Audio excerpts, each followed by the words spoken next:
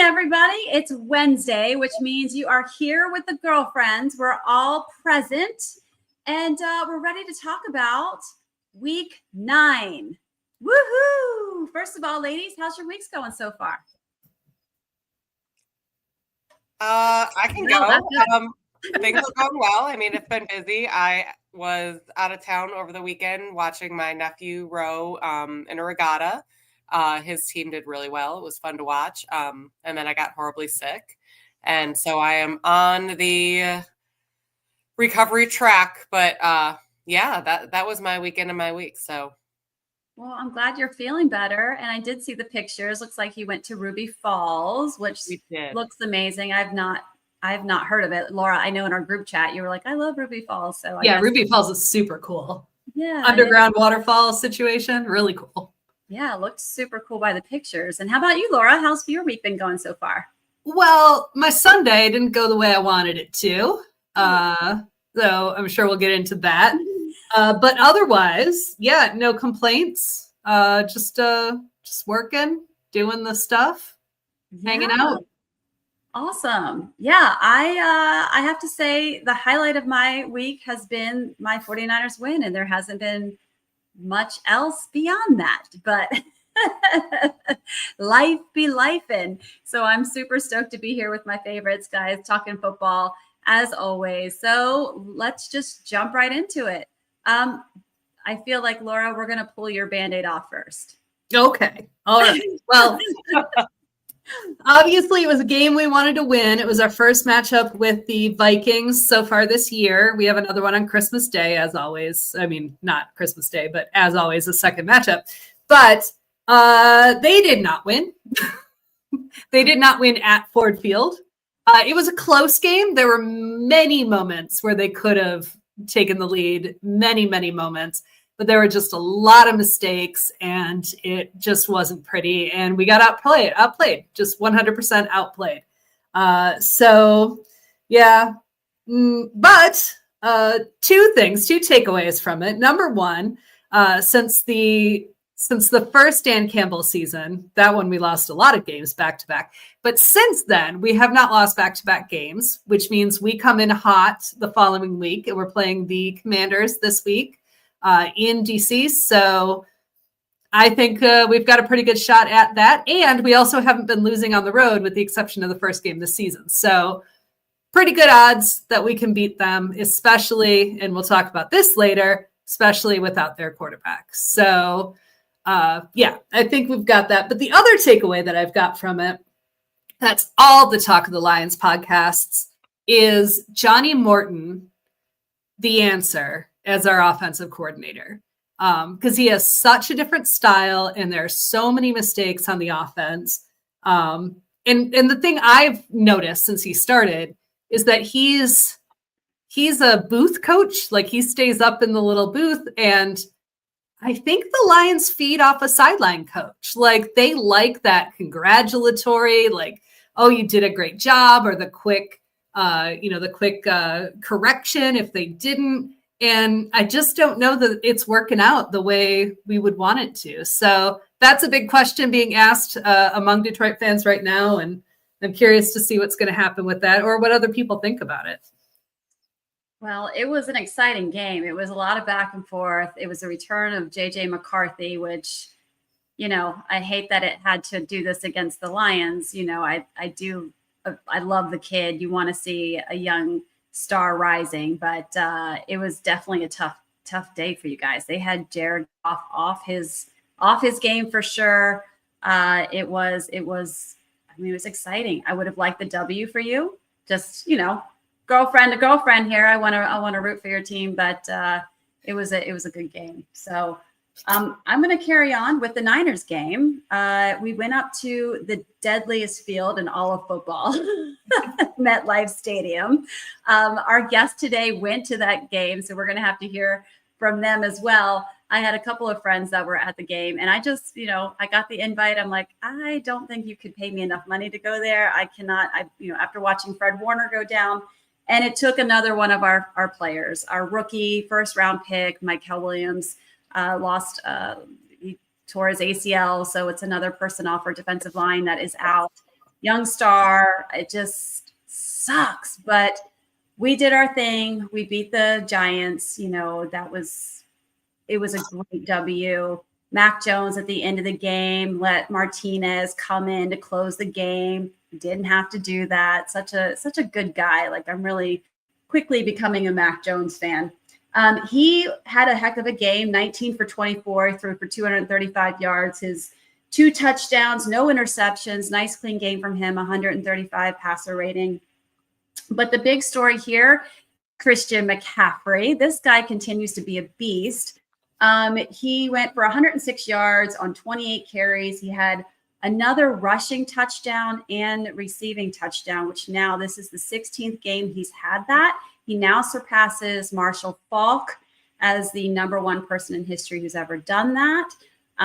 This goes along with that stat you sent me where the guy was like, this is the 46th time ever in history when the temperature was under 70 degrees. Sounds like one of those stats, but Christian McCaffrey is, as we'll get into later, a front runner for a number of the end of the year awards that come along for the NFL. So great game by the Niners. We got another dubs. We're stacking them. I still am going to say Shanahan has got to be in the hunt for Coach of the Year. As many injuries as we've continued to have, this was just another nail in the coffin, so to speak. So we'll see how the season continues to go. The good news is that we're getting a number of players back. Bryce Huff is one of them, and we're still waiting. Beth, we talked about this when we talked about turf toe a couple of times this year, how it can turn into a chronic condition, and that is the gut feeling I'm thinking is heading like, dare I say it, Brock Purdy just is not back, and it's starting to look bothersome, worrisome.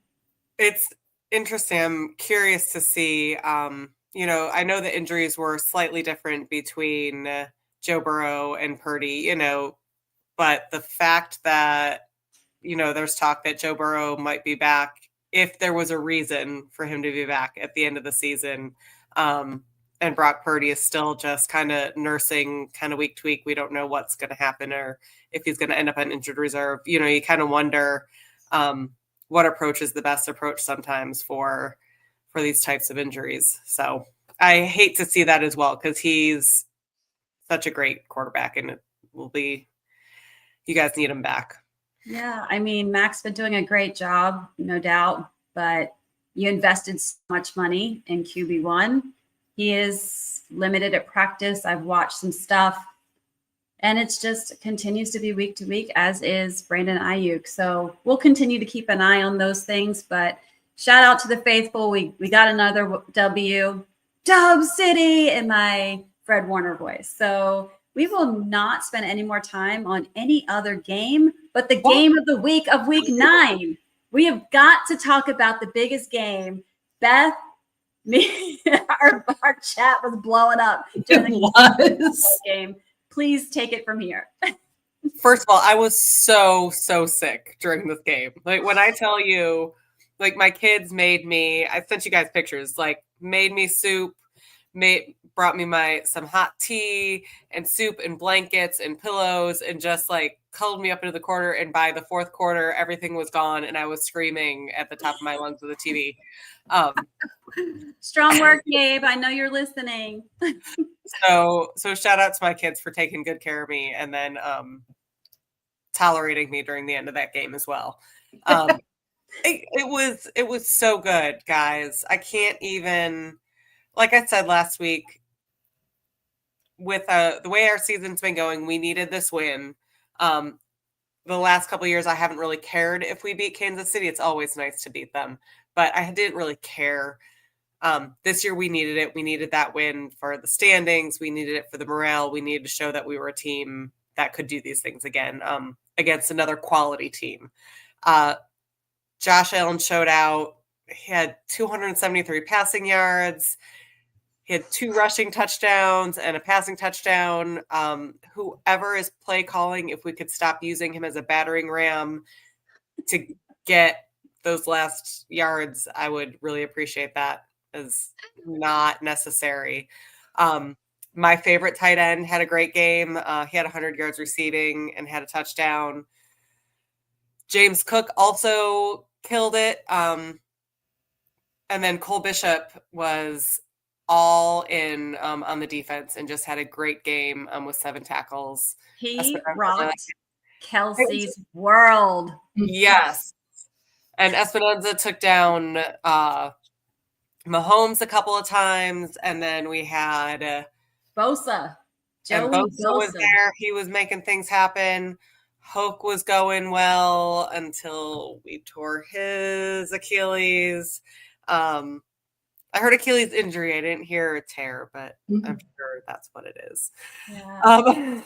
But outside of that, I mean, it was beautiful to see. We finally played like the team that we knew we could be. So, and I think that was probably the best showing of our team all season. All around. The Ravens game was a good game too. The Ravens was a good game at the end.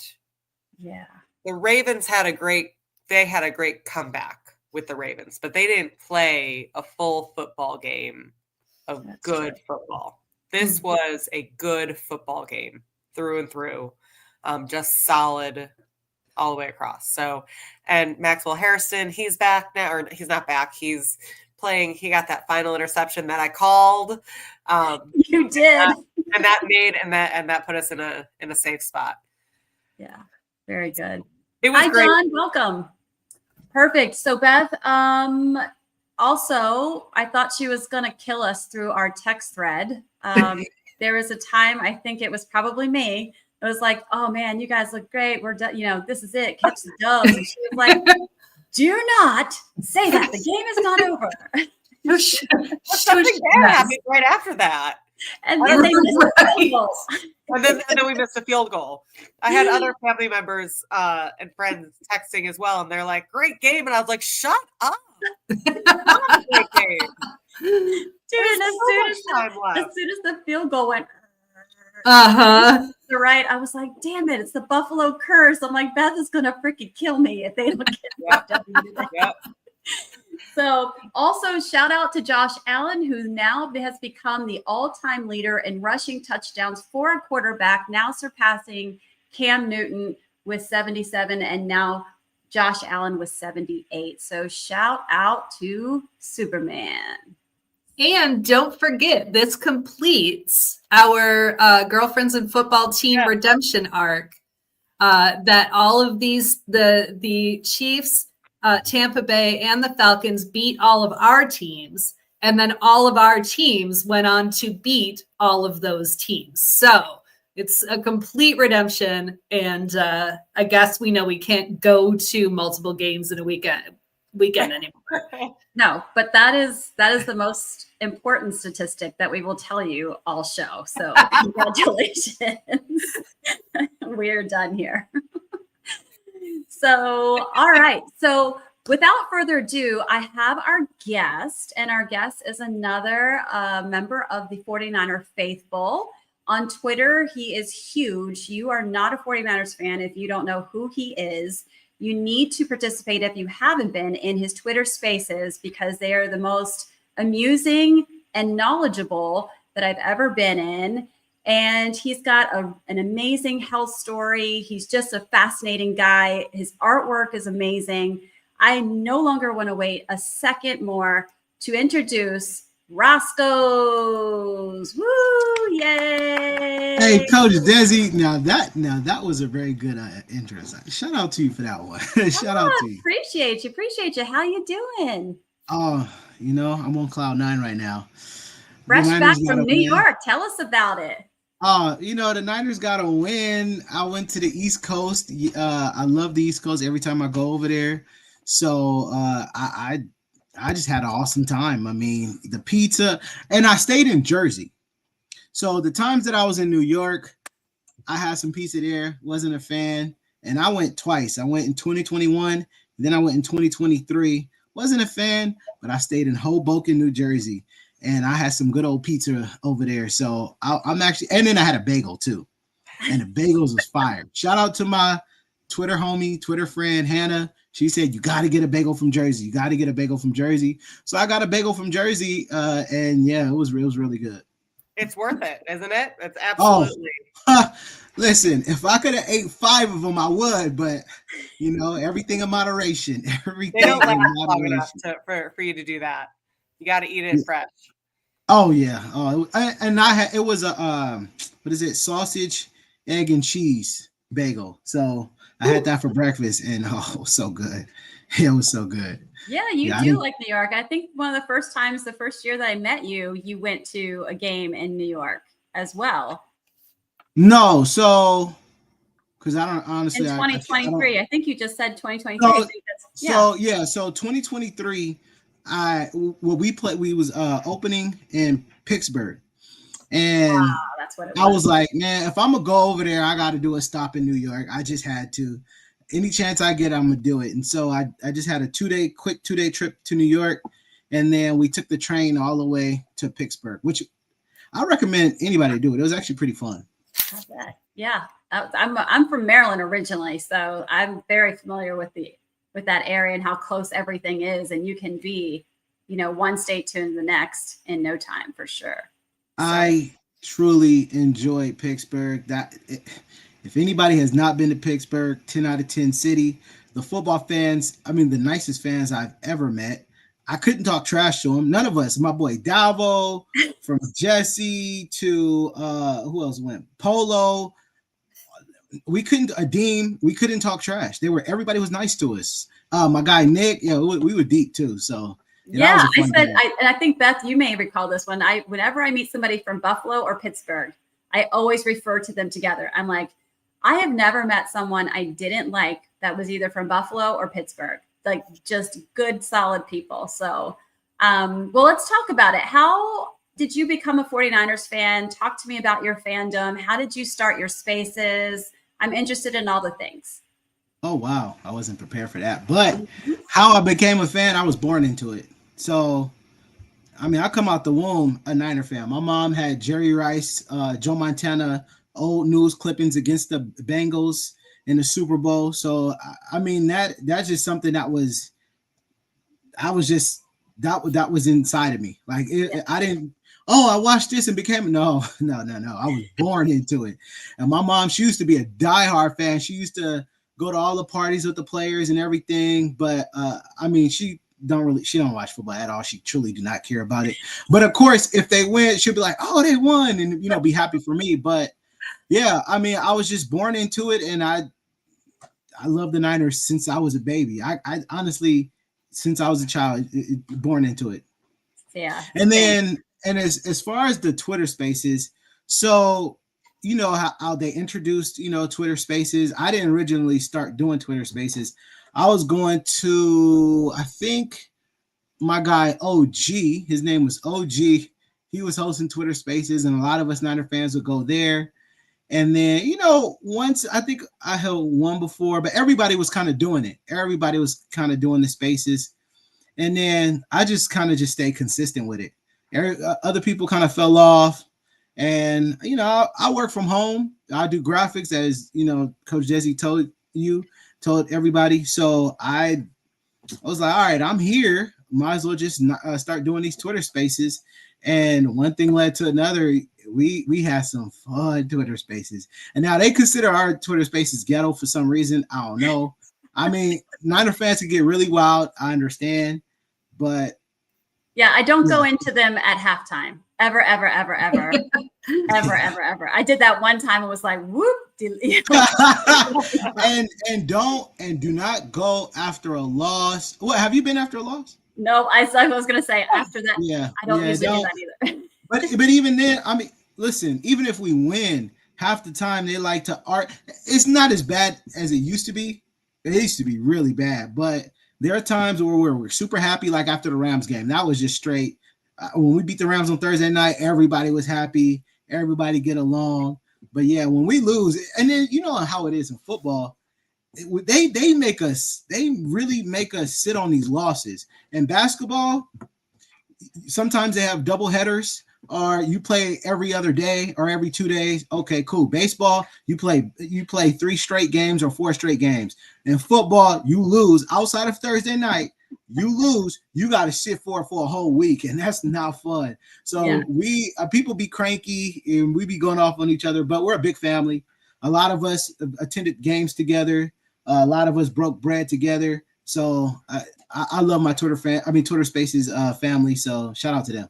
Yeah, that's where I met so many of the Niner fans now, and so I, hold much gratitude for your Twitter Spaces, because that's where, I've learned to connect with other fans. And I think I just said this the last episode, where I was kind of distant with Twitter and I wasn't really into it. And then once I really caught on, I was like, oh my gosh, this is a great way to connect, more so than I think the other platforms. But so, all right, well, let's go into our girlfriend standings. So every week you guys are, at the end of the show, we talk about the games that are coming up. And Laura was so kind to make this graphic. Here's what it looks like. Look at that. I fell to last place, man, but that's all right. Beth's doing her thing. 65 games she's had right. Laura's in second with 58, and I'm rounding up the bottom at 57. I'm not too far behind, but Beth is smoking us this year. What's been different? What's happening, still Beth? Real early. It's still real early. I am picking the right upsets. That's all it comes down to. Well, I felt kind of bad because as I was recapping the games from last week, I was looking around and I was like, so many home teams lost last week. And I think you were like, I'm going with your theory of home following games. Your theory. I know. I'm not going to listen to it anymore, Desi. I'm going to do my own thing. Nobody listened to that. Please go on there and listen to what we have to say and use it to bet or do anything wild like that. No, yeah. We are not a betting group by any stretch. Definitely not. No, like we've said before, a lot of us will choose our picks based on vibes. So it's not like we're going into all the stats and going into just who do I feel will win this week. And then we throw a little icon there. And who do we not want to win? A lot of it turns into, I really don't like this person. That part, our peak petty comes out. Speaking of which, the Steelers beat the Colts. This was the week where the Colts turned into the Pumpkins. There were 6 turnovers by the Colts. What? This is when the Steelers defense decides to show up. Jonathan Taylor only had 45 yards on 14 carries. I thought my fantasy team was going to die this week. I had him, Jordan Love. I was like, who saved me, Roscoe's? Who saved me was Jawan Jennings. And I almost messed that up, but I was like, no, Jawan's going to have a day. So, that was being peak petty. We were all, I believe, wrong on that one because I think we all had the Colts to win that one. The Bears with a big win, 47-42. Terror Dome's in the house. What's up, buddy? Yes, Colts gave it away like the Red Hot Chili Peppers. Give it away now. You are the DJ. The official DJ of Girlfriends in Football is Terror Dome. What's up, Terror Dome? I know Terror Dome. So, all right. So let's talk about injuries. So hang tight. It is time for sports and medicine.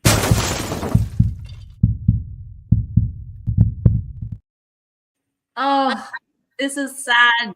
We just got Jayden Daniels back. He just came back from a hamstring and very early in the game. He gets tackled. And again, if you're watching live and have, don't want to see it, cover your eyes. Laura, this is for you. Turn away. This is what happened. He sustained what's called a elbow dislocation. We'll take the picture off. You're free, Laura. Thank you. The video is way worse. I did see the video and I didn't mean to see the video. And all of a sudden I was like, no.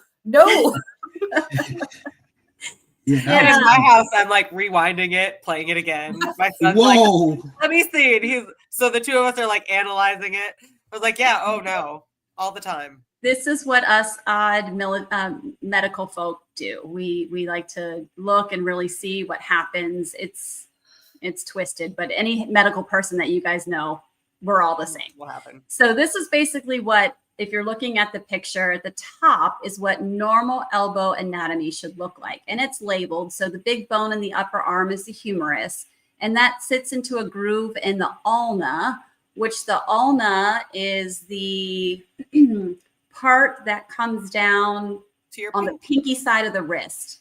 So that's the bone that's there. It kind of creates the bone that sticks out at the back, really, the ulna.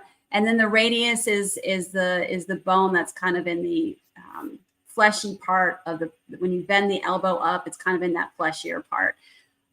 So what a dislocation is, it's where the humerus pops out of the groove that's in the ulna. And sometimes there can be a fracture that happens with this. As it comes out of the groove, it can fracture it. But fortunately, x-rays did come back as negative. What we do not have is the MRI. If there's no fracture, basically you saw, if you watched the game or saw the replay, Jayden Daniels went off with an immobilizer on his arm, and they put this back into place. Once it's back into place, the pain is significantly improved. And in this case, he'll probably be immobilized. I'll pass this off to Beth here in just a second. And so if there's nothing else structurally wrong, this could look good for him to coming back in the next 4 to 6 weeks. Yeah. So Beth, take it from here. Walk us through what he needs to do to get back onto the field. Well, first of all, we need to get an MRI. We have not heard, I know they had scheduled one, but we have not gotten confirmation that either he has had an MRI done or the results of the MRI. And while the x-ray shows that there's no broken bone, an x-ray cannot show soft tissue damage. So because we don't have an MRI yet, we can't tell if any ligaments are damaged. We can't tell if that capsule is torn where the humerus fits into the ulna and radius. We don't know if there's cartilage damage or any muscle or tendon issues either. So until we get that MRI, we really don't know how long it will take for him to return. The good news is that it is his left arm, so it's his non-throwing arm. So the chances of him coming back sooner are greater. There's a good chance that we don't have any major tears or injuries soft tissue wise, that he could be back, like you said, Desi, in 3 to 4 weeks, especially because it is his left arm. If he does have ligament tears, if it's partial, he still has a good chance that he might be able to come back before the end of the season, possibly up till 4 months. But then we start looking at end of the season, not until next year. If we end up getting a tear, Desi, as you know, it's called, if the UCL ligament is torn, which is one of the ligaments in that elbow, it's called a Tommy John surgery. And then he's out for until next season for sure, nine months at least minimum, until we can get him back. So right now he's on rest, ice protocol, rest, ice, compression, elevation. We're just looking at stabilizing that joint, waiting for the MRI results. And from that point, we will find out if we can start doing some movement or if we need to have surgery. Yeah, at this point, he'll continue to be immobilized till the MRI results come back. My question is, it's freaking Wednesday, people. Why is it Wednesday and we don't have an MRI? That could have been done like stat. Well, and that's why I'm wondering if, as ugly as it looks, I'm wondering if when they reset it, if the pain was so decreased so significantly that maybe they already assume that there isn't any tears or anything like that. Maybe their preliminary tests showed that chances of it being a tear are minimal. Well, listen, I've seen Jayden Daniels' mama. Again, why have we not had an MRI already? Because I know she is probably like, I'm just saying. All the best to Jayden Daniels, honey. We are wishing the best for you. We'd love to see you back on the field. The NFL is a better league with you in it. We've lost way too many good quarterbacks this season. And so this one is just another sad situation for the NFL, not just the Commanders. So from now on out, we'll be waiting to see what the MRI results show. Just a side note, we were talking about how twisted us medical people are. I do recall, I think it was my second pregnancy. Maybe it was my first. I worked both my pregnancies in the ER. And I remember this big guy coming in, and I mean, his arm was bigger than Jayden Daniels. Like, this guy looks like the size of my thigh, and his elbow is dislocated. And I go in there, and he's like so nonchalant. He's like, yeah, dislocated my elbow. I don't even remember how he did it at all. And I'm like, all right, cool. I've never put one of those back in place. So let's see what I can do. So I notify my attending. He's like, all right, do you know how to do it? I'm like, yeah, you pull down and you push it. He's like, all right, go do it. And then he's like, wait a minute, you're pregnant. And I'm like, no, I can do it. Cause I didn't want to like give up the opportunity. So here I am. I'm all of 5'1", y'all. Like, I was going to say, meeting Desi, like, she's a petite woman. Like, this is not like, I'm 5'9". Like, if I walked up and did it, I feel like it would just be like, oh yeah, she's got this. Like, no, Desi walks up and she's like a fireball at 5'1", and you just have to, I can only imagine that this dude is like, what are you going to do?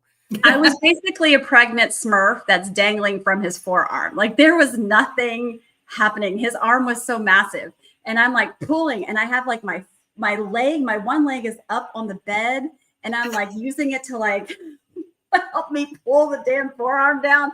It was not working. I thought it was like my attending was like, basically, I got to take over so you don't go into labor, because I was like stomach out to here. It was a hot mess. I was very disappointed that I did not get that socket back in. It's not like putting a shoulder or a finger back into place. So that's my little story of elbow dislocation. So anyhow, I digress.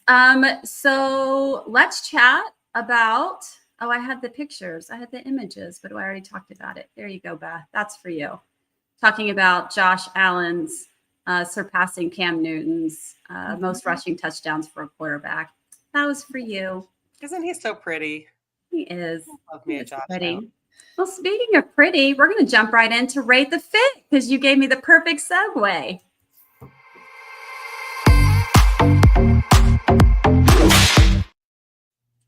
Boom. All right. It was fairly almost unanimous this week. The folks love a good cowboy hat. What can I say? The winner is Taysom Hill, the tight end for the New Orleans Saints, has a beautiful white button-up shirt. What is that? Like brown?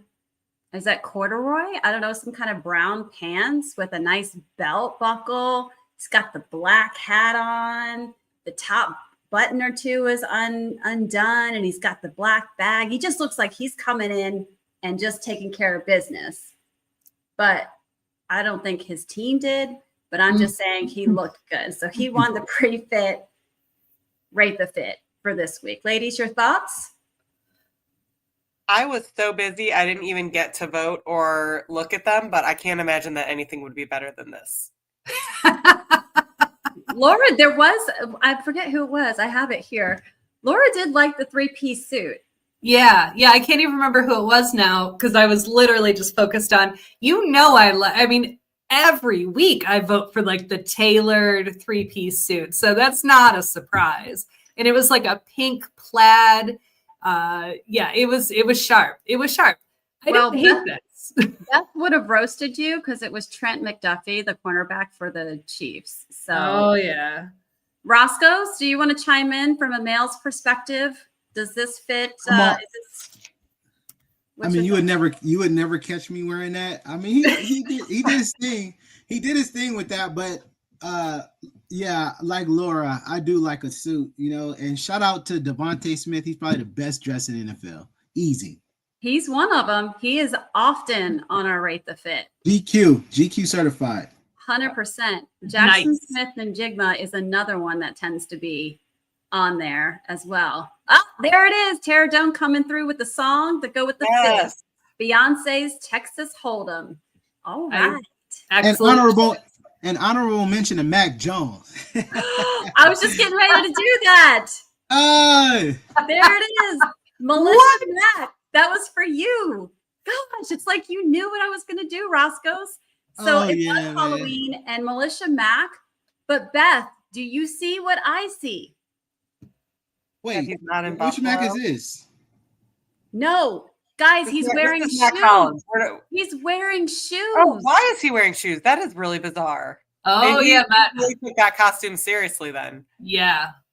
So for those who can't see, this is Matt Collins from he played for Buffalo last year, but he's on the Patriots this year. Oh, with no shoes.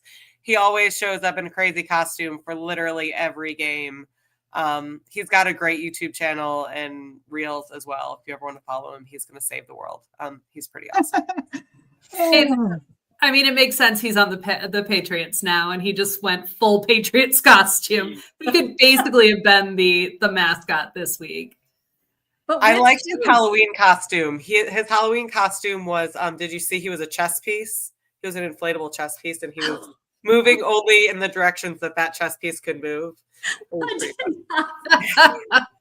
I miss him. I miss him too, but that's where I was like, oh, Beth's going to love this. But I'm like, he's wearing shoes. Oh my gosh. Let's talk about Mac Jones, though. Mac Jones. So Mac Jones did win when I think he won when he had the red and black. Oh, yes. Shout out to Mac. Yeah. Shout out to Mac. Yeah. Return of the Mac. Shout out to Mac Jones. Yeah, we gotta have you watching our show routinely. You'll be up to speed on like what we all say about the outfits, because that's top NFL news right there, Roscoe's. I watch a lot. Injuries and outfits. That's what we've got. All right. So let's get into it, guys. Yesterday was the trade deadline. There were some splashes, and by splashes, I mean 2 first-round draft picks for none other than Sauce Gardner, who is leaving the Jets and going to the Colts. The Colts have leveled up. So what do we think about this? I'm glad we did the Sauce Gardner drink last week, because I wouldn't be able to do it anymore. Right? Absolutely. So I'm glad we got the aviation out of the way. And got to talk about Sauce. Damn. Colts are in it. They doubled down. Listen, Irsay, that girl is on fire. She means business. I just saw a meme that I couldn't even share on here because it had an expletive, but it was appropriate. Like, she is not bumping around, if you know what I'm saying. It wasn't that though. She is here to win a chip. Roscoe's, what do you think about this? Was that too much for Sauce Gardner? Yes. So the Colts, with a move like that, they're saying that they feel like that move probably can get them to a Super Bowl or win a Super Bowl. A move like that, that's what you truly believe, like the Rams did with Jalen Ramsey. But man, I just it's too much. It's too much. I don't even know if they have a future. Do they have? So they gave up what, this coming first round pick this year's 2026 and then 2027? Correct. That's, to me personally, that's a lot. I'm sorry. Like, and shout out to the coach and shout out to Irsay. She is killing it. I actually do like what she's doing. But whoever the GM is, I'm sure she had to sign off on it. But I truly feel like that's too much. Now, if they go on and win a Super Bowl, then it was never too much, because hey, you got it done. But as of right now, that's too much for me. Well, and it definitely goes to show the Jets right now they fully understand that they're going to be in rebuild mode next year. So they were going to trade their best asset for the highest they could get. So I can see why they did it. And obviously he was wasted. He was wasted on the Jets because they've won 1 game this year and probably, aren't going to win a whole lot more. Well, not now. Right. Well, the who lost in all of this is Breece Hall. He got stuck staying on the Jets. So, there was a couple of people that could have benefited from a running back, but here he is still sitting on the Jets. So sorry, Breece, you're still there.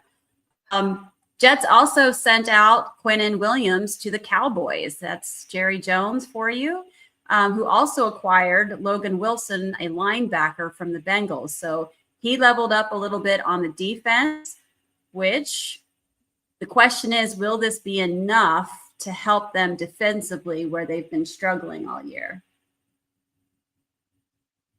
I mean, it can't hurt, right? I mean, I know some other teams that could benefit from some players that didn't make moves. Right. So at least they're trying. Yeah. Roscoe's? This is a move for the future. It's not going to help now. He is an elite run defender, and they need help.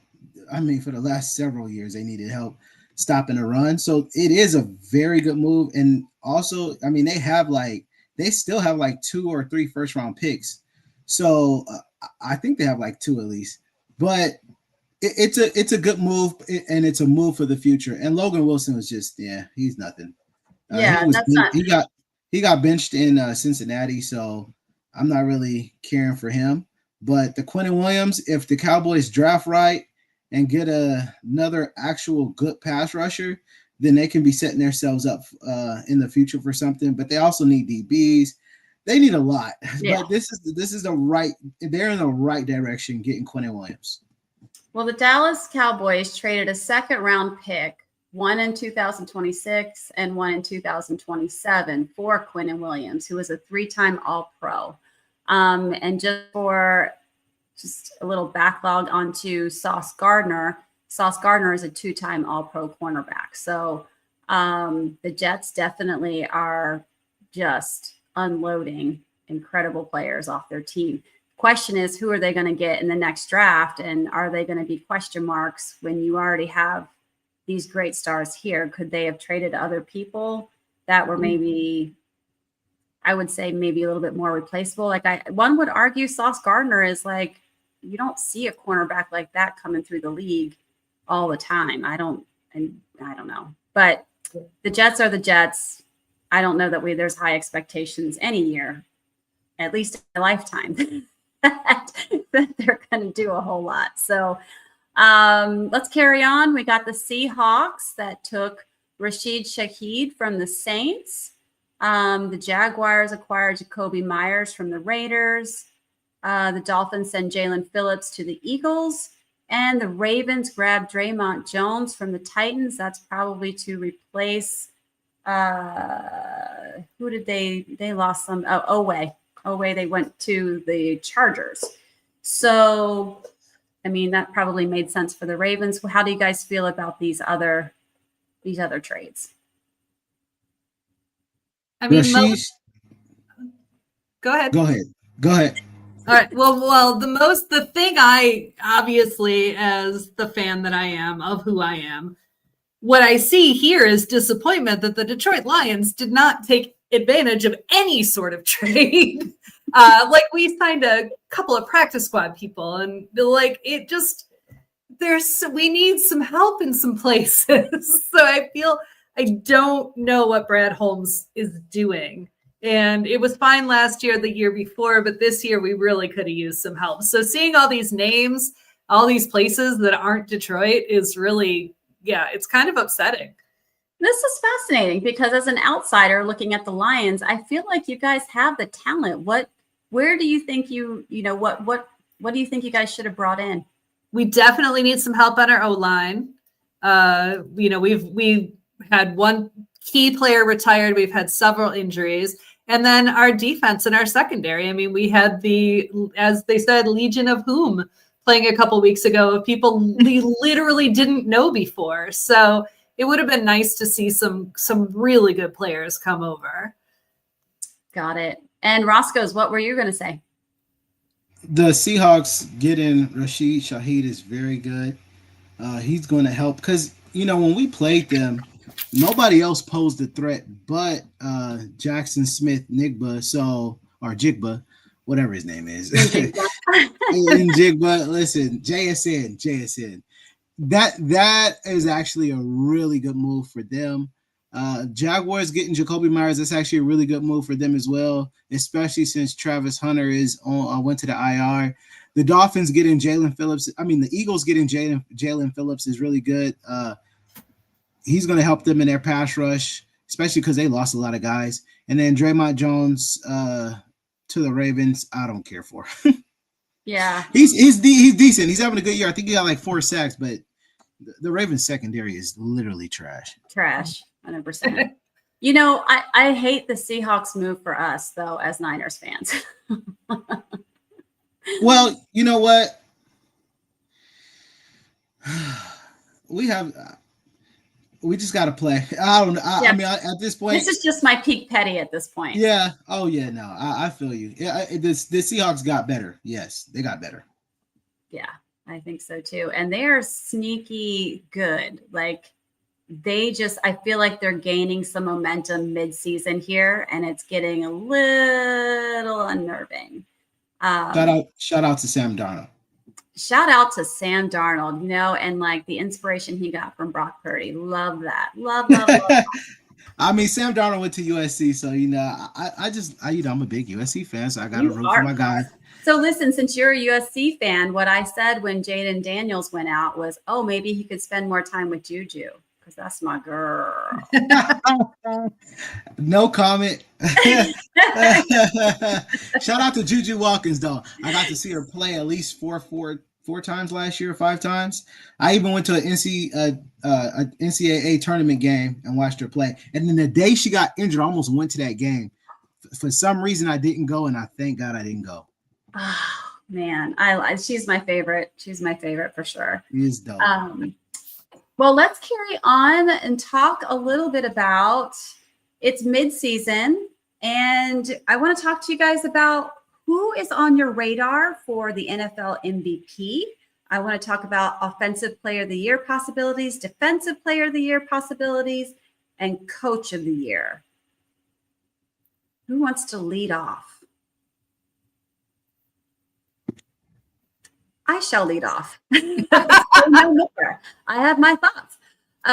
So I will say, since I love defense, I'll start with defense. Laura, you're going to love my little list. Prior to Fred Warner's injury, he would have been top of my list. I do need to say that just because my heart still hurts. But Micah Parsons is having a hell of a season. I hate to say that, but he is. Myles Garrett, 5 sacks in one game is crazy work. He's also number 2 in total sacks on the season so far. And Aiden Hutchinson, he's been steady. I think even the projections look like Micah Parsons is leading that possibility of being the guy. 190, Myles Garrett's plus 300, and Aiden Hutchinson's plus 450. So that's what I think for Defensive Player of the Year. Do you guys have any additional?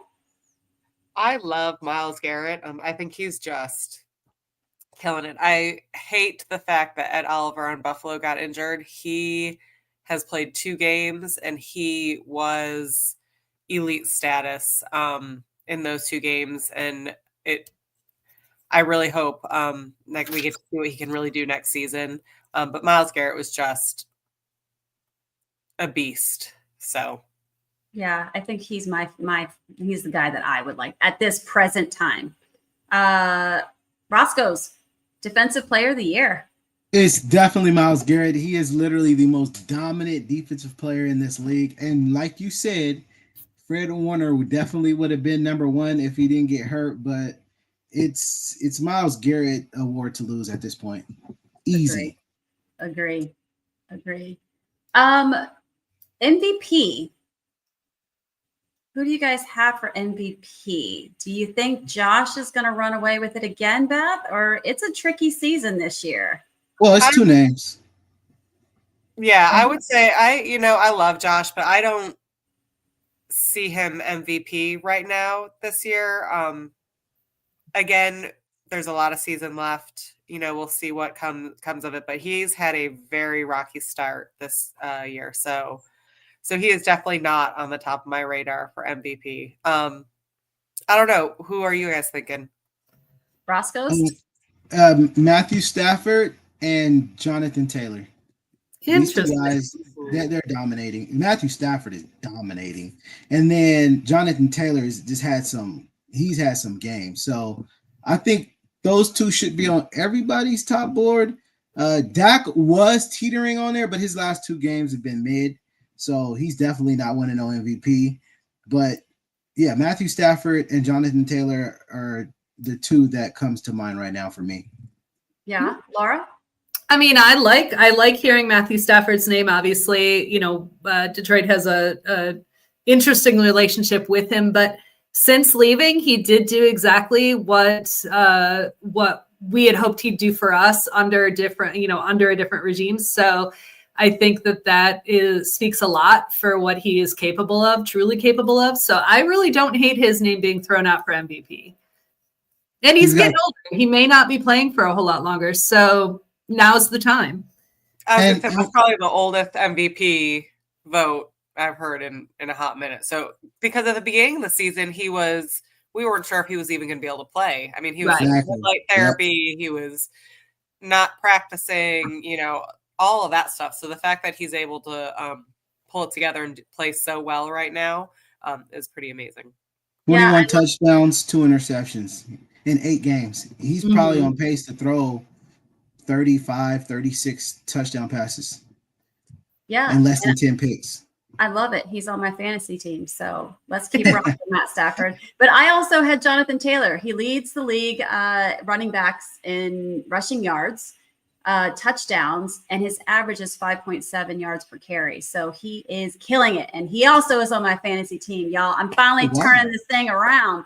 But another name I want to bring up is Baker. How are we not talking about Baker Mayfield? This guy, okay, he doesn't have strong numbers comparatively speaking, but he finds a way to win games. Like, he is the difference. It doesn't matter if he doesn't have his number 1 wide receiver, his number 2 wide receiver, his rushing back. They've been decimated with injuries as well. And he is just finding ways to win the games. And that is admirable. And I am here for it. I love me some Baker. So his name is being tossed in amongst other names in the talk of NFL MVP, as well as, Josh Allen's name is still in there. Matthew Stafford's name is in there. Jared Goff. So there's a lot of interesting names. They're not the names that you always hear, but the cool thing is this is a unique season. I feel like collectively there's not like a strong front running team, right? It's just one of these awesome years in the NFL where truly any given Sunday and anybody can show out. And this is still anybody's mid-season right now. This is anybody's award to win, right? And anyone can make it to the Super Bowl except for the Jets. But you know what I'm saying? Like maybe Miami. Except for the Jets and the Cowboys and the Browns. But shout out to you, Coach Jesse, for throwing Baker Mayfield's name out there. I'm a big fan of Baker Mayfield. I wasn't a fan of him coming out of college, but this kid is amazing. And honestly, I think their record is 6-2. Is their record 6-2? Yep. No. I think they just came off a bye. Yeah, they're 6-2. 4 of those wins, he had to walk the other opponent. He had to walk the opponent down and put his team ahead. So 4 game-winning drives for Baker Mayfield, which is crazy. I mean, literally, he's the reason why they're 6-2. Those games could have went the other way if it wasn't for him. But when you gotta, I mean, at this point, he's he's playing like an elite quarterback, especially the last 2 years. I think he had last year he had 40-something touchdown passes. The year before he had 30-something. So, I mean, this man is literally putting the team on his back and carrying them the victories. And like you said, with injuries too. So, I mean, when he played against us, he didn't have Mike Evans. I think Godwin was out. And then his star, Ibuka, he got hurt too. And he still was dealing on us. So Baker definitely is playing elite football. But you can't right now. There's nobody playing a quarterback position better than Matthew Stafford, and there's no running back or no other offensive player playing as good as Jonathan Taylor. Now CMC is teetering, but right now just Jonathan Taylor far and ahead. Those two guys right now are far and ahead. They're two like right there, neck and neck. I don't know. We'll see what James Cook does the rest of the season. He's been pretty hot as well. Oh yeah, James Cook is a baller too. Yeah, shout out to him. Beth has entered the chat. I love the segue. Thank you so much, because the next topic is Offensive Player of the Year. And you just brought up CMC, and I have Jonathan Taylor, CMC, and Jackson Smith and Jigma, JSN, as my top three right now for Offensive Player of the Year. You've got CMC, who's got 168 carries. It's first overall in the NFL, 596 rushing, ninth overall in the NFL, and receiving has 626 yards, seventh. So he's top 10 and number one. Like, he's just killing it right now as a well-rounded player. As far as being a 49ers fan, I hate that we're using him so much or having to use him so much. It looks great for his stats, but also he could be the comeback player of the year. I mean, this man had bilateral Achilles tendonitis last year, and you can't tell at all this year. So shout out to his team for getting him keyed up for this season. I mean, those are the real MVPs right there. So we just need to hire them onto the 49ers training staff collectively. Offensive Player of the Year. The floor is open. Who wants to talk about it? James Cook the third. She loves. Listen, I am Buffalo through and through. I don't know what else to tell you. But he also, listen, I said it at the beginning of the season. I was real, even preseason when he was going through his contract negotiations. I was like, I don't know if he's really worth this money. What he's asking is stupid. He's talking to his people, his brothers in his ear, chirping, causing trouble. Like, we need to just take a deep breath. I take it all back. I mean, he's worth it. He's worth what we're paying him, and he is balling. He's having a great season. He's having fun. Let's do it. All right. Well, I am not paying attention to time at all. We are slipping right through. So we're going to go into our next to last segment here. Ladies, it's time to talk cocktails and mocktails. Yes! What do we got? I do not have alcohol tonight because, as you can tell, I'm still battling a cold. However, plus this drink is very, very strong. Quick warning: this is not something you have multiples of. It is the Carolina iced tea. We chose Carolina iced tea this week because they had such a great win over Green Bay this week. Thank you. But what a great game. How great was it that they won? And they've had a surprisingly good season, I think, this year. I don't think anybody anticipated. It's still not a great season, but much better than what anybody anticipated. So this is Southern Comfort, spiced rum, peach schnapps, vodka, and sweet tea. And if you're doing the math, it is 4 ounces of alcohol and 6 ounces of iced tea. If you're as close to a 1-to-1 ratio as you can get, so take that into account as you're drinking these. Also, by the way, it isn't 11 ounces of Southern Comfort. Apparently, I can't type or read. But so don't use 11 ounces of Southern Comfort. Just that one would half. be real rough. Oops. But yes, crazy. It's I will make it this weekend. I was not able to, again, like I said, able to partake this week because I'm still trying to get over this cold and taking meds. So I figured it would not be appropriate. I would not make it through this podcast if I was drinking that. And John V, yes, you fall on your face after 3. You might fall on your face after 1. It's basically a Long Island iced tea, but with actual tea in it, weirdly enough, and some other stuff. So it's mostly booze. It's alcohol. Yes. This is, if there was ever a cocktail that's just as close to being on the rocks as you can get, this is it. Well, you might want to mix it with the mocktail. What do we have for the mocktail? So the mocktail is a standard Arnold Palmer. So it is tea, lemon, and lemonade. The nice thing about it, so this is apparently a northern version because it is just black tea. If you drink it in the South, it is going to be straight up sweet tea, which you probably have 6 cups of sugar in already. Right. And then with lemonade, that's and then you add lemonade to it, right? Yeah. So also very sweet. But Arnold Palmer is a favorite in our house. Cocktails or not. It's my drink of choice. So who are we highlighting this week? So we were trying to figure out this week. I think we're looking at the punter. We're looking at Sam Martin. And one of the reasons why I wanted to pick Sam Martin is because he has played for both Detroit and for Buffalo as well.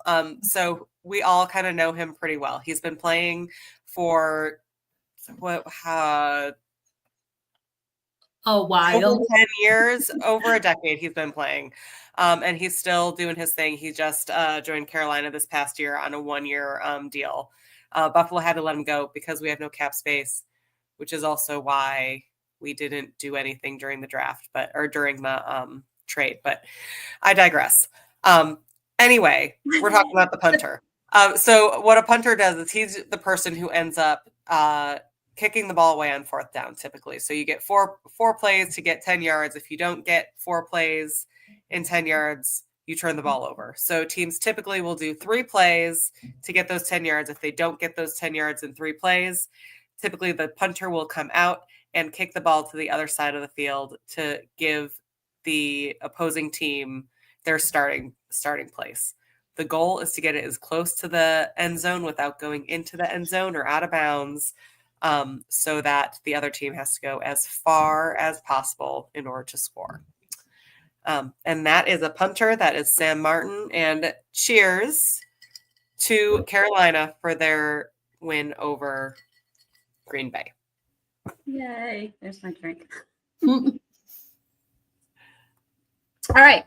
Let's look ahead at the games coming up. But first, let's ask Roscoe's. I have not had a chance to really ask you many questions, but this I really want to talk to you because I think you've posted a lot about this, and I think it's such an inspiration to so many people. You had put up a post that you had been through a health journey, is what I really want to call this, because I know people like to talk numbers, but more importantly, how you improved your health dramatically is so inspiring. And that is really what I want you to kind of walk us through that journey. What triggered it?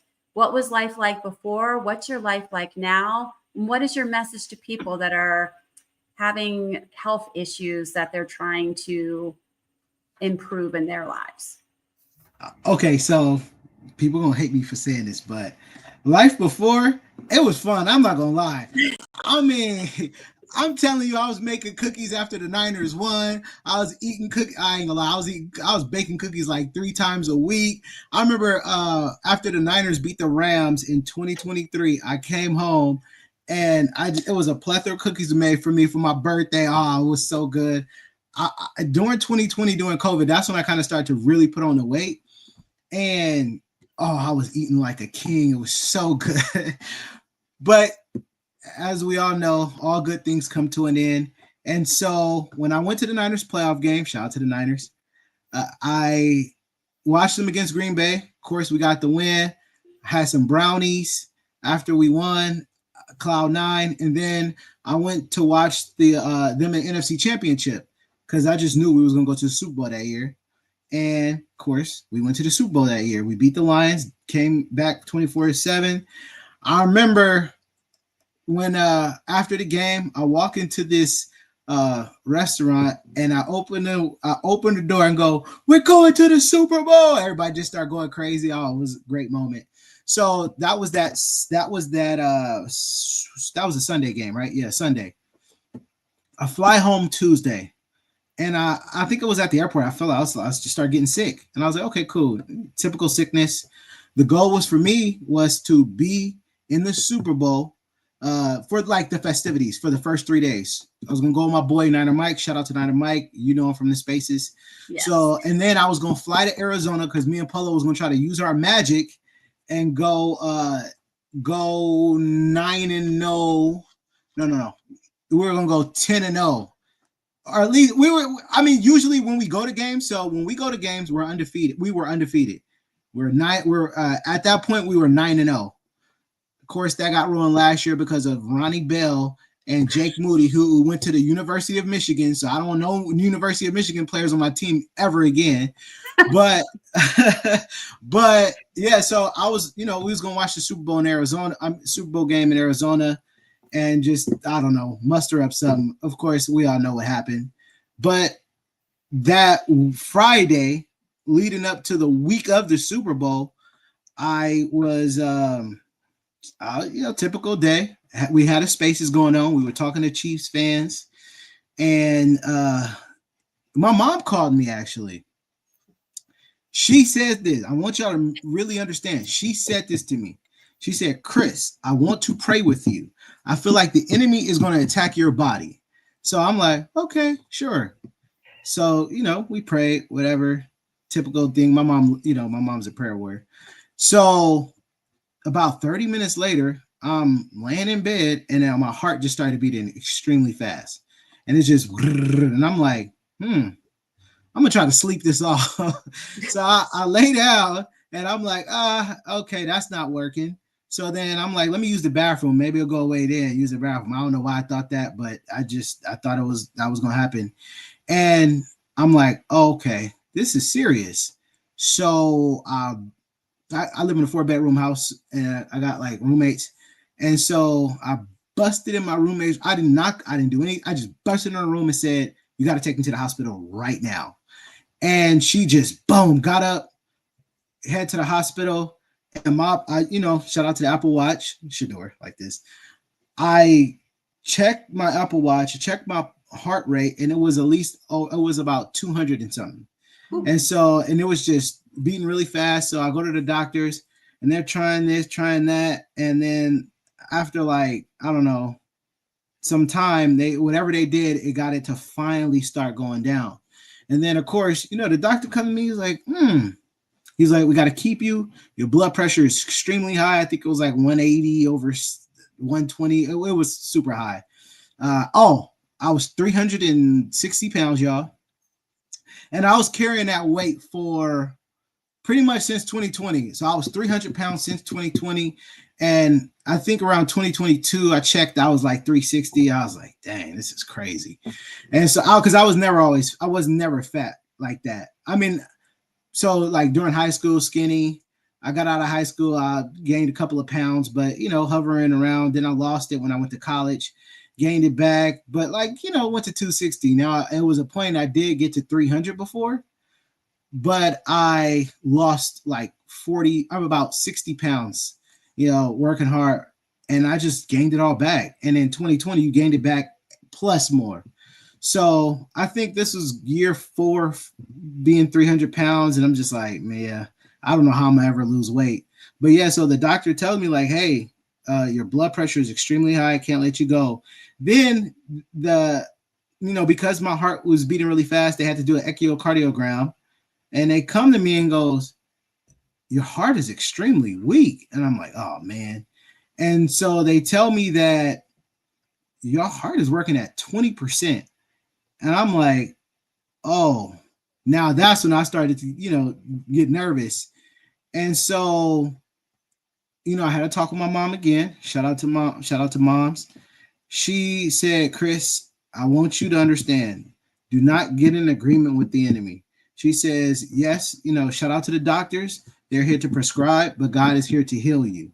And so I'm like, okay, my mind right.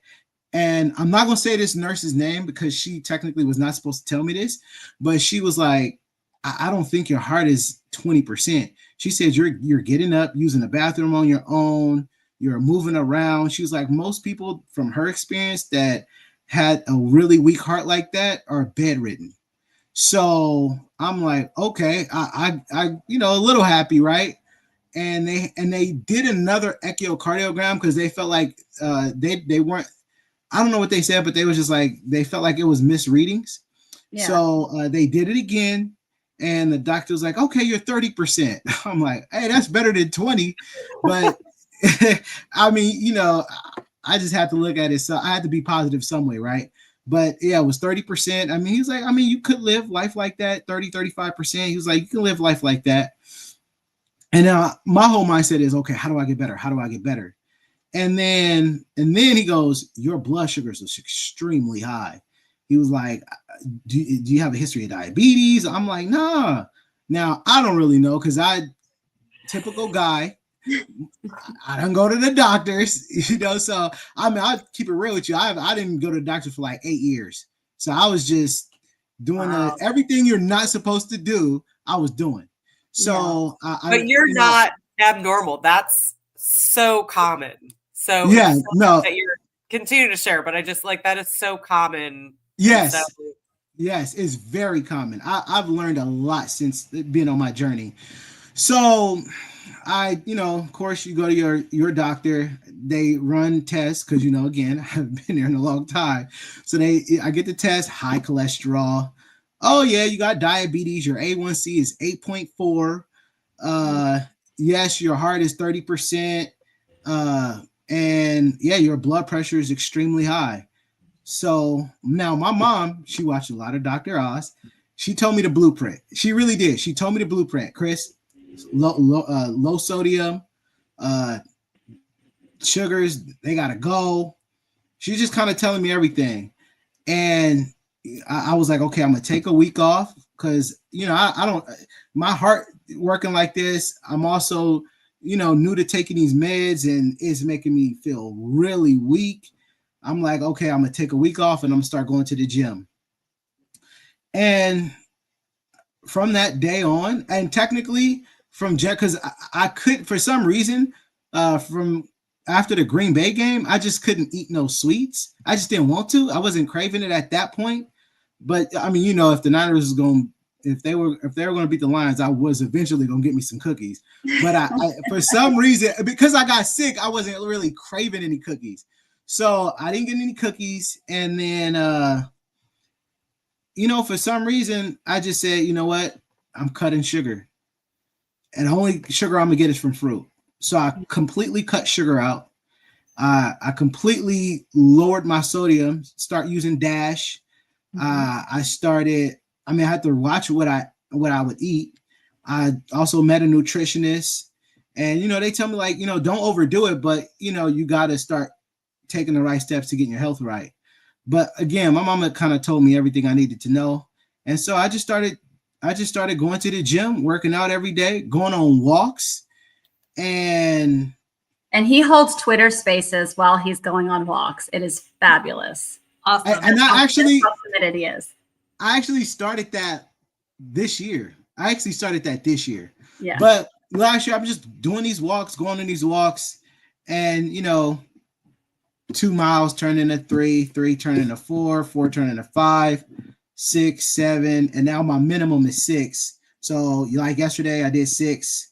Most of them are going to be 6, and then when I really just in my own, like when I'm really feeling it, I'm gonna do 9 or 10. So I started working out a lot, and by July 3rd, I get a call. Hey, your heart is back to normal function. And then come October, you reverse your diabetes. You are 5.3 A1C. And I actually got my A1C to 5.7 within 3 months because I lowered the carbs and I completely cut out sugar outside of the natural sugar in fruit. Yeah. But that don't spike your blood sugar. You stay away from bananas. If you have diabetes, stay away from bananas and don't overdo it with the watermelon. Okay. So blueberries, I was eating a lot of blueberries, plums, and put in a lot of avocado. That's kind of basically all I was doing.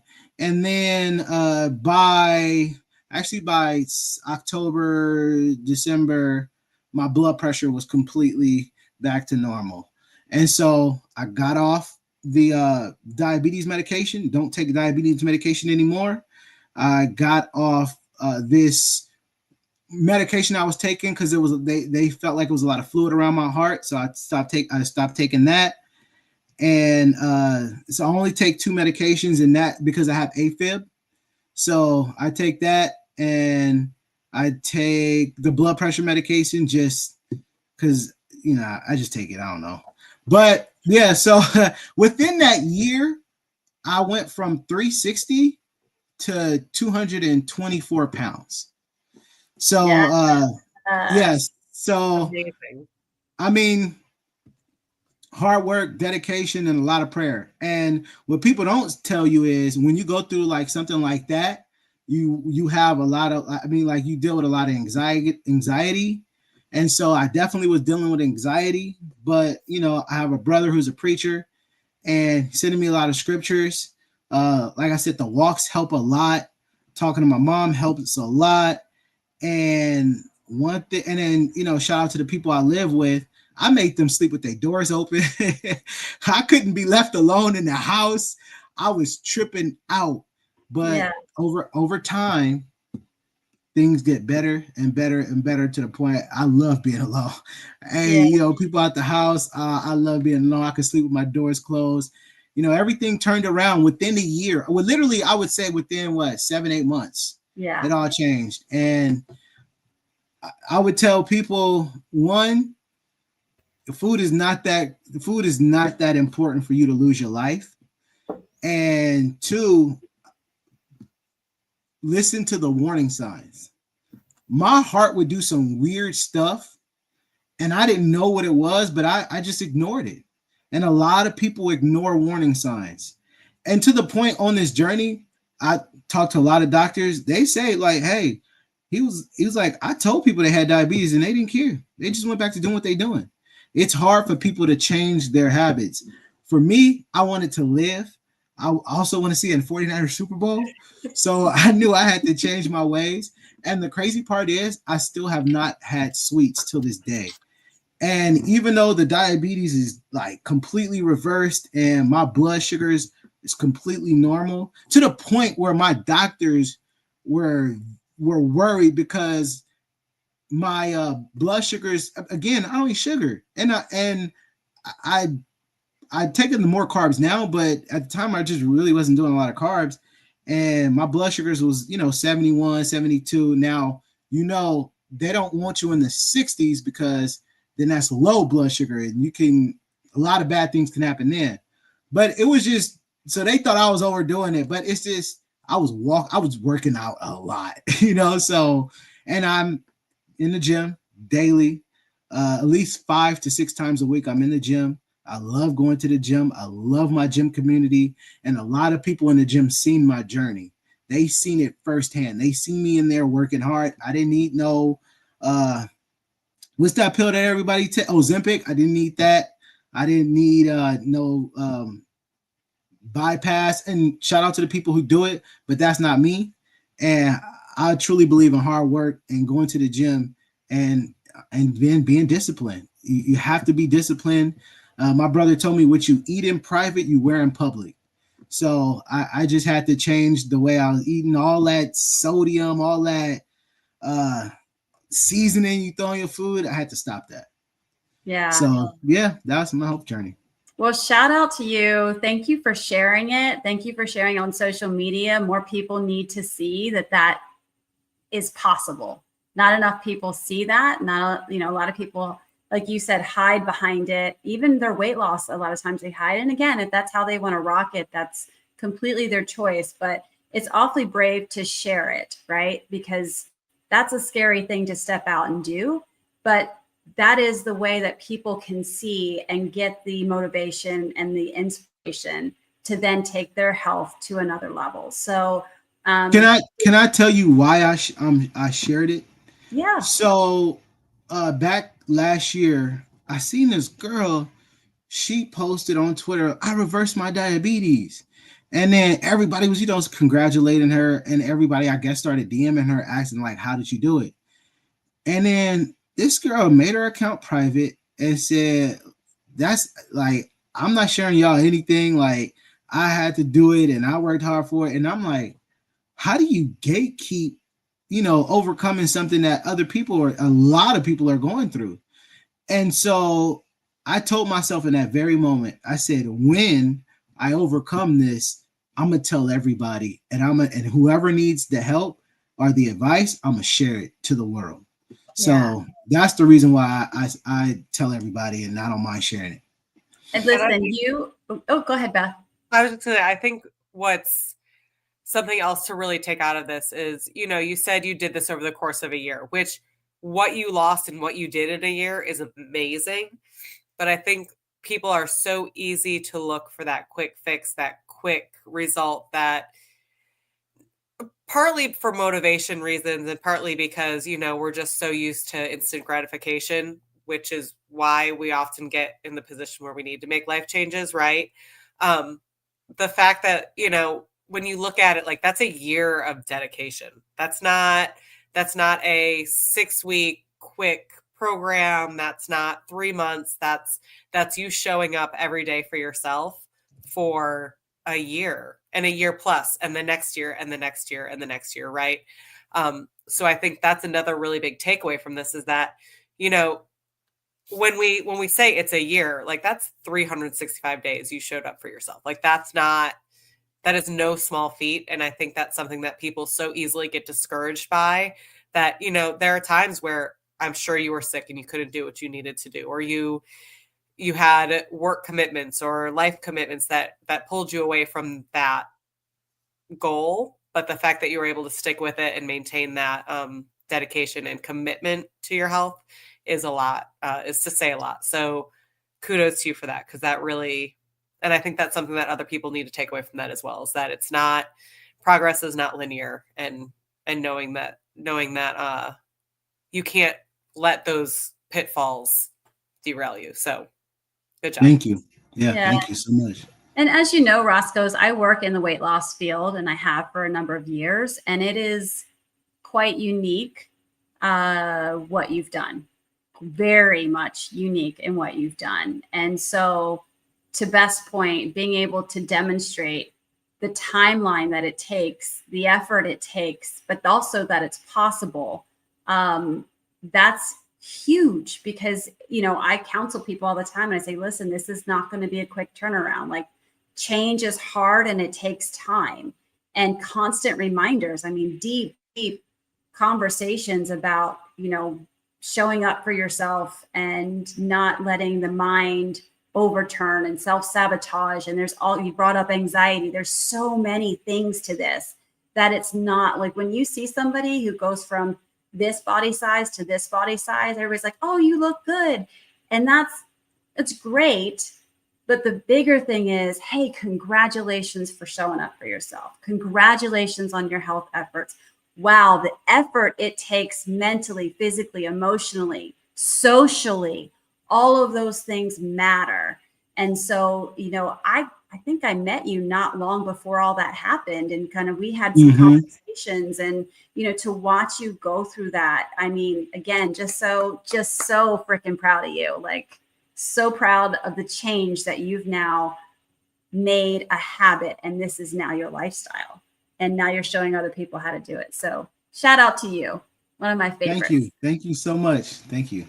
Yes. So we are way over. So let's run through our matchups for the week. And Roscoe's, hang out if you like. I know we've kept you way over. So if you need to bow out. Oh, no, I'm having fun. Oh, this is all right. You like hanging with the girlfriends. Hey. Oh, yeah. All right, Laura, take us home, Mama. What we got? All right. Well, Thursday night, tomorrow, we can watch the matchup, the Raiders-Broncos. And all three of us chose the Broncos in this case. I think we know the reasons why. And then moving on. Game. But yes, moving on to Sunday. And you'll see, look at this. There are very few games. There are what do I count? 1, 2? Total of 2 games that we are split on. This is where I'm going to get my points, people. Pay attention. So, okay, we've got Falcons, Colts. We're picking the Colts. Obviously, we believe they've got to run for the Super Bowl, so that's not a surprise. Giants, Bears. Obviously, we know the reason I picked the Giants is because I can't pick the Bears. They're in the NFC North. I just can't do it. No, we'll see. Bills Dolphins, we're going with the Bills. Not a big surprise, especially for Beth. And then Ravens Vikings, we're all picking the Ravens. They haven't had a stellar year this year, but I think we're still thinking they're going to come out ahead in that game. I was mixed on this. I'm not going to lie. I know my husband listens to the podcast now. Sorry, babe. But yeah, I almost did not pick the Ravens. I stayed loyal, just for the record.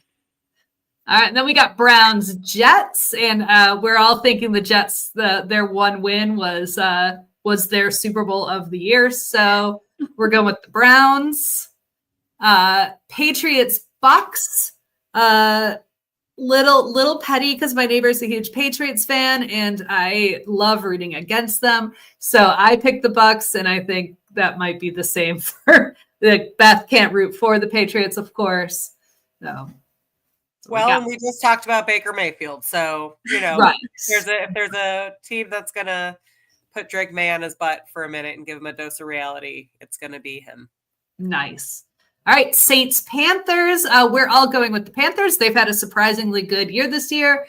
It's a division rivalry, so that'll be an interesting game.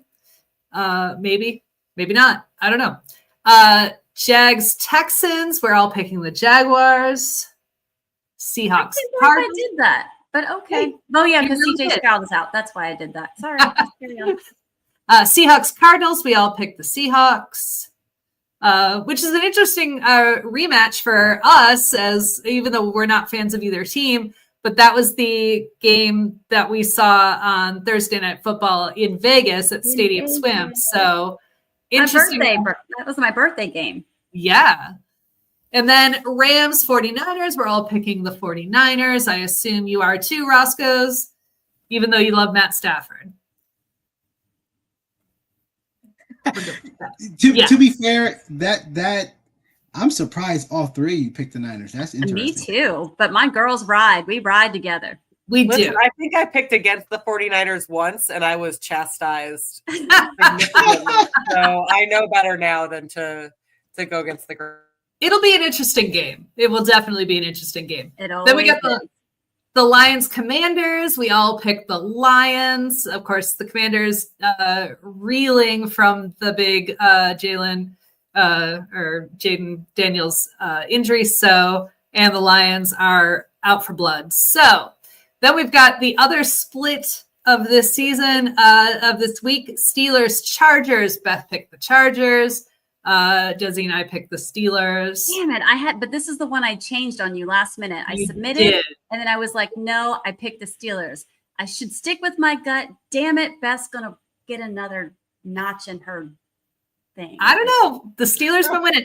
And for the viewers, like to peel back the curtain a little bit, we don't look at each other's picks before we make them. So even when you switched your picks, you hadn't seen what we had picked. No. So we go in blind. None of us know what anyone else has picked, even me. I will pick mine first, and then I'll get your picks and make the graphics. So, and then Monday night, we got Eagles versus Packers. Again, I can't root for the Packers, so I picked the Eagles, even though, I got some issues with the Eagles too, but we all picked them. They just look good, and I hate that they look that good. Same. Coach Desi, I would say that you probably are good with the Steelers because remember the Chargers just lost Joe Alt, and now they're out both their tackles. And that's why I did it. So initially I was like, you know what? Aaron Rodgers is about to be 42. Can he go across the country and handle the travel? See, that's why I picked Chargers, the travel piece. So that was my first thought. And then my second thought was exactly what you said, Roscoe's. I'm like, Alt is out. And the Steelers are going to eat because that's what they did defensively. They showed up this last week. So I think I feel better now. Thank you, Roscoe's. But that was surprising, though, that they stopped Jonathan Taylor because the Steelers' run defense is not good. So that was actually very surprising. I mean, the last week slate again, the NFL is just the parity this year is so like these picks are tough because you actually can have all the logic in the world and think like, okay, we for sure know this team's about to lose, right? But like who's the Dolphins playing this week? The Bills. The Bills, So yeah. we all think that the Bills should blow them out, right? Well, But we also one should is have blown out the Falcons and exactly, and yeah. it's a division. So- It's a divisional game. It's a divisional game, and you just never know. And so the parity in the NFL, that's why, everybody thought the Rams was going to beat the Niners. I never pick against the Niners. I never, ever do it. But I was telling everybody, I'm like, y'all cannot tell me a path to victory for the Niners who don't have nobody going into this Rams game. And then we come out and beat them.